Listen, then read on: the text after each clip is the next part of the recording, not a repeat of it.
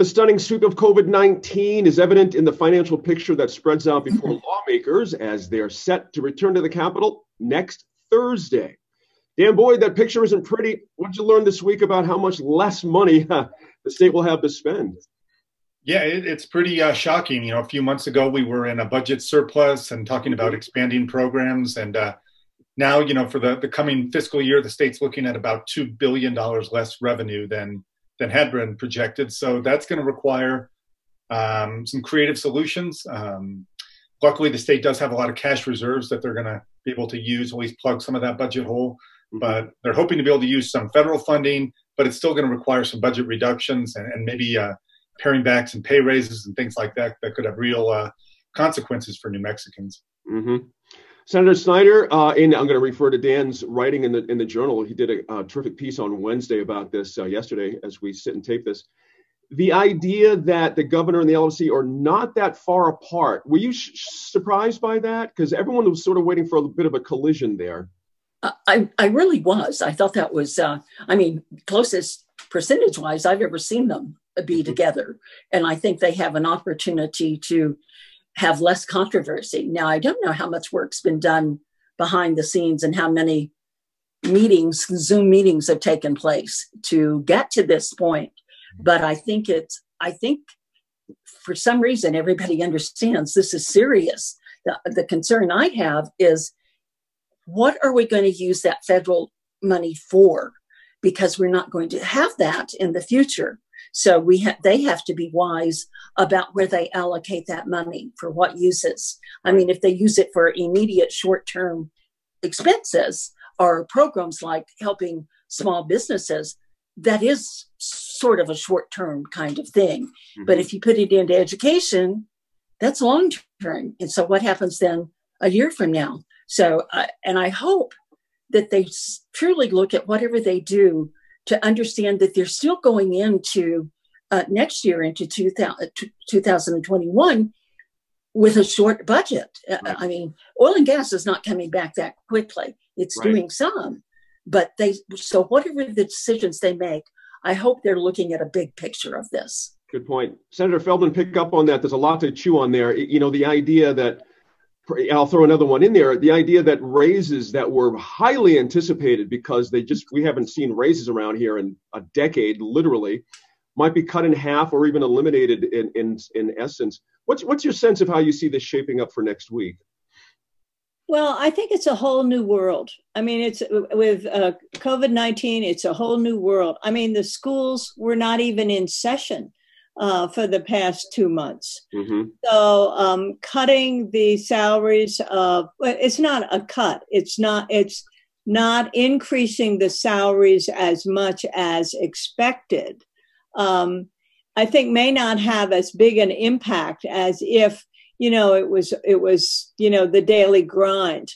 We're in a new world here. And I do think that some people are willing to make sacrifices. And I think that is the reason why the executive budget and the LFC budget are not that different, because the urgency of the matter is recognized widely.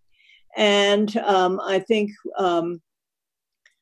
there will be more agreement than you think. And of course, a special session is really, for me, it's like the leadership, the finance committees, and the governors meet and they decide what it is. The rank and file, when the rank and file gets involved, that's where you get the debate. That's where you get the red herrings or sometimes the great new ideas. But in this case, there won't be. This is to be a short session, as the special sessions are usually very short. So we can expect, I think, the decisions to largely have been made by the time it's presented on opening day or the day after opening day, if it lasts more than 1 or 2 days. I hear you. Dan Boyd, you know, interestingly, I was looking down. I apologize for looking like I was being rude there, but I was sort of scanning your piece from yesterday again. It just strikes me as interesting how, even on the education stuff, let's sort of go there, hone in on that. There was the 300 million, of course, or just over that, that was earmarked for early education stuff. It hasn't really taken that much of a ding. Does it seem safe to you going into next Thursday, some of the education stuff? I think there's a desire to protect education as much as possible, especially given the Yazzie Martinez lawsuit and things like that. I do think, like Diane mentioned, that some of this may be just kind of putting off even harder decisions until next year. Right. Because it doesn't look like revenues are going to rebound back quickly. So I think there may even have to be some harder decisions come January. But I think, the goal right now for a lot of legislators is try to get this taken care of as quickly as possible, especially in this COVID world that we're in, and kind of get in, take care of the budget, do what's necessary to get to January, and then kind of get out of there. Although, there's always every special session takes on a life of its own, and other issues could come up as well. Mm-hmm. I love the way you just said other issues could come up as well. It's just going there. Senator Snyder, I mean, it's going to be hard to avoid things like police reform and COVID-19 response. I mean, it's going to be almost impossible when you think about lawmakers to not get their cuts in on that kind of a thing. Is it an appropriate time to do that? Or if we don't, is that an opportunity missed given the times we're in right now? It would certainly be an opportunity missed, because one of the things that, referencing back to what I said earlier, is the federal monies.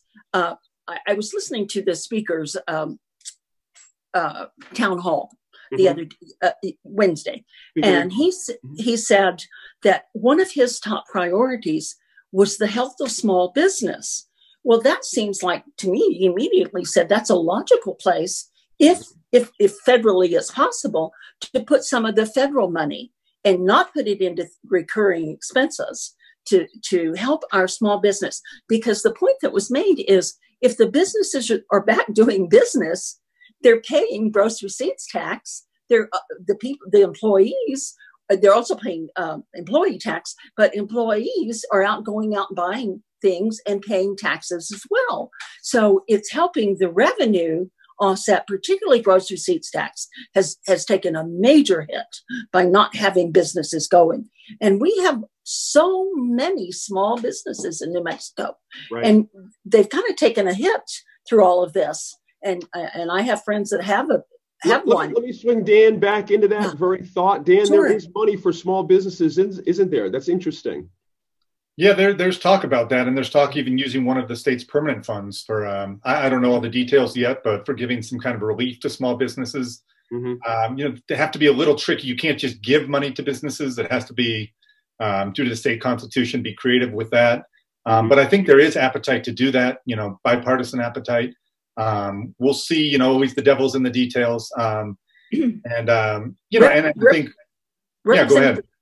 Representative Matthews is one going to be carrying that bill and has been talking about it. And she said how you not get around, but how you meet the requirements of the anti-donation clause is you make it a loan instead of a grant. Okay. And if it is a loan and the state is getting back interest and getting something in return, you can do it. I'm not a constitutional scholar or attorney, so I'm not sure about that. But at least they're thinking in terms of, instead of just taking money from the separate tax fund and giving it away, they're thinking about ahead for the future. Gotcha. So that is one of the things I've heard talked about. Gotcha. Senator Feldman, got about a minute left here. We can't get out of here without talking about John Arthur Smith. This would be his final session leading the Senate Finance Committee. What do you expect from John Arthur Smith this time around? I think John Arthur Smith will be dignified. He has been dignified in defeat. He will not be like some other lame ducks in the Senate who have become complete contrarians and have caused a lot of discord and trouble within the Senate on the floor. And of course, this is different because who knows whether there will actually be floor sessions. But I expect him to just carry on as usual. And he will be, the special session, I predict, will become a salute to John Arthur Smith for his prescience in insisting on reserves, a high level of reserves that are really saving the day here, as it turns out, at this unprecedented time of confluence of a disease and an oil and gas Absolutely. bust. Absolutely. Hey, guys, we're out of time with the panel. We appreciate your time this week. Thanks for sharing your thoughts. And we'll look forward to catching up with everybody after the special session.